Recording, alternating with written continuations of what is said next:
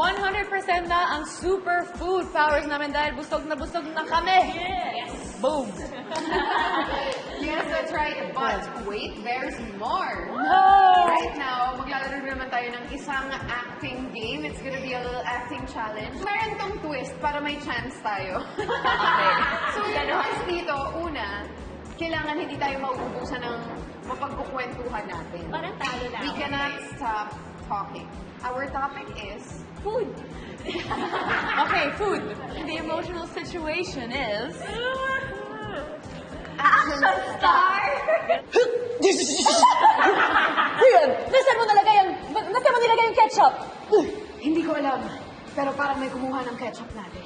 Teka lang guys. Alam ko kung nasa yung ketchup. Nandun sa condiments.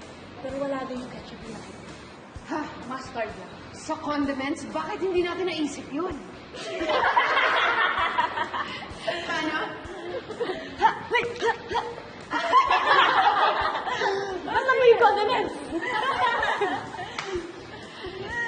Crouching tiger, hidden ketchup. Next. Okay, next. Girl, Plan B. So, tungkol sa pagkain ko rin. So, Sige. kakabili ko lang ng whipped cream.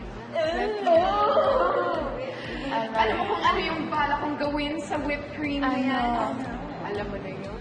Alam ko na, ako bring na ako ng sausage na bratwurst at linguine na pasta.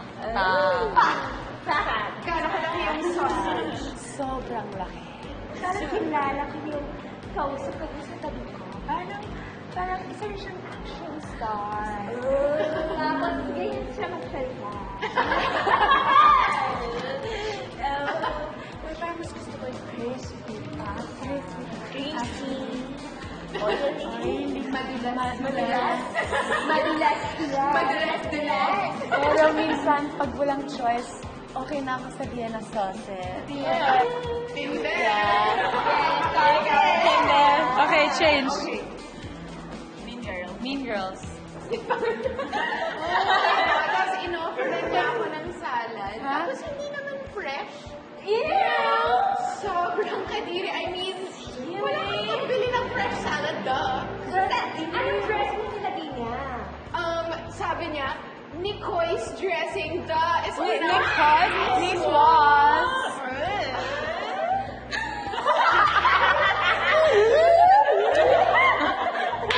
Never be a mean girl ever again. Next. Lasing. Hindi niya alam. Nawala akong magsabi. May sabi na Bumalik yung acting. Bumalik. LJ and Riza, thank you so much for being food heroes with us. And kayo naman mga ka-taste buddies, don't forget to visit yung mga restaurants na na-discover namin dito sa Marikina and be food heroes like us. I'm Rian. I'm Elma. I'm Brisa. And if you guys are looking for a new hobby, just become a foodie. Kita-kits again next Saturday. I'm Solem, and we are your